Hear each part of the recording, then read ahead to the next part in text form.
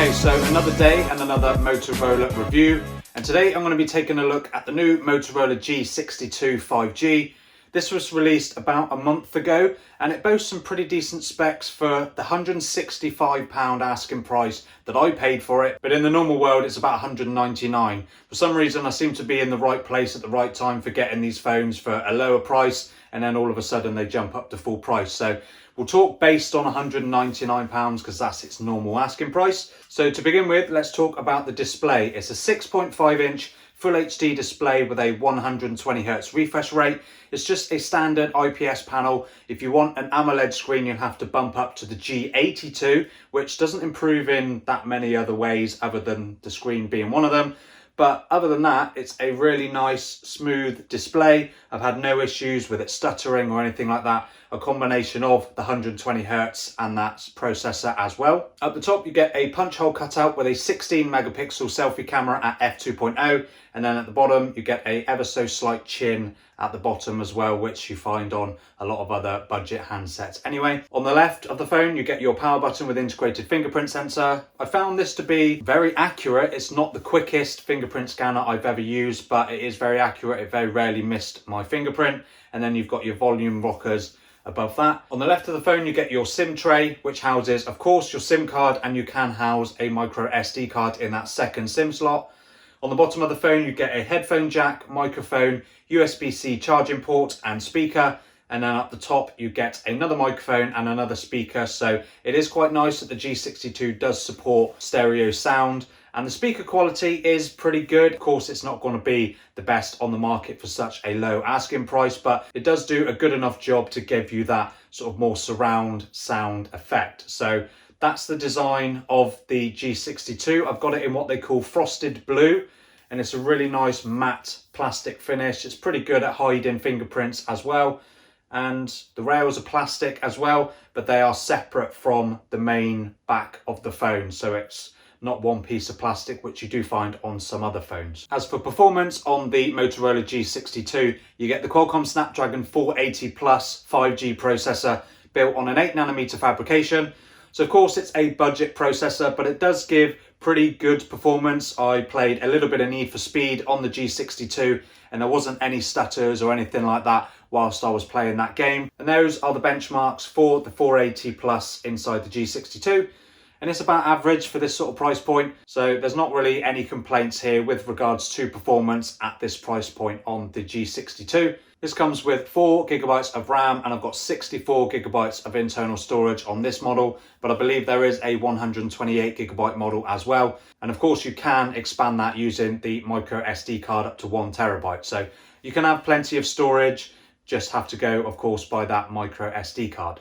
As for the battery on the Motorola G62, you get the standard 5000 mAh battery packed inside, and that supports unfortunately a pretty mediocre 15 watt charging.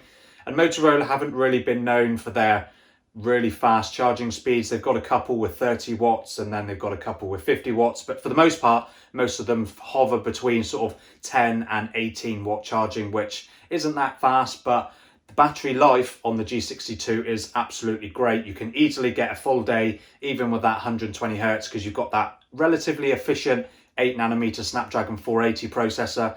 So if you want a phone that's going to last you all day without a worry, the G62 is an excellent option in that regard.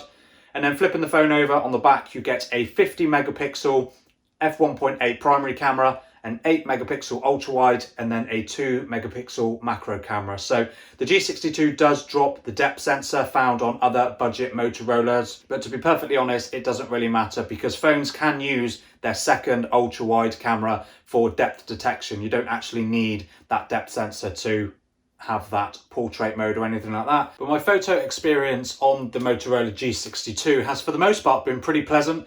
The photos come out with nice natural colour and plenty of detail.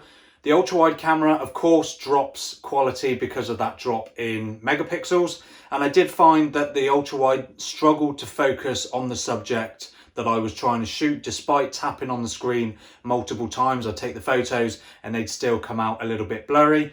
But other than that, the main camera, really good quality photos, nice natural depth of field when you're taking pictures of plants or anything like that. So for the most part, I haven't really got anything to complain about the camera system on the G62. Portrait mode on the main camera does a really good job, and despite the lack of that depth sensor, does seem to do some really good subject separation. Even with tricky bits like my tufty hair, it seems to do a pretty good job of keeping that relatively sharp in comparison to the background where it blurs it out quite nicely. The selfie camera, for the most part, is pretty good. Unfortunately, it does lack HDR, so selfie photos can come out quite blown out, where it struggles to control the bright skies or anything like that, like what you see in this photo here. But detail wise, it is pretty good. It is better than what you find from 8 megapixel selfie cameras on some of the other Motorola devices. It is nice to have a slightly higher resolution selfie camera here. And video on the Motorola G62 tops out at 1080p at 30 FPS on both the front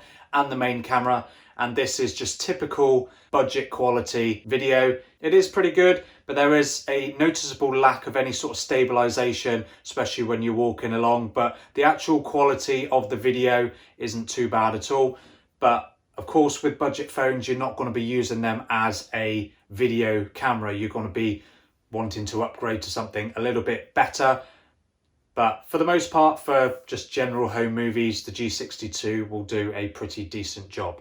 And if we quickly talk about software on the Motorola G62, being only a month old, it does come preloaded with the newest Android 12, which is a really nice thing to have on this G62. My old Motorola Edge 2020, which I have done a review in 2022, still is on the old Android 11. And to be perfectly honest, if it hasn't had the Android 12 update now, I'll be very surprised if it's actually going to get it at all. I mean, it's pushing 2 years old now, so I'll be very surprised if it does get an Android 12 update. But that is a benefit of the G62 coming preloaded with the new Android 12. You do get that nice new notification bar on Android 12 than what you have on the older Android 11. So there are plenty of new features, and there are plenty of videos on YouTube to check out the new features of Android 12 if you want to check that out. So that's my quick look at the Motorola G62.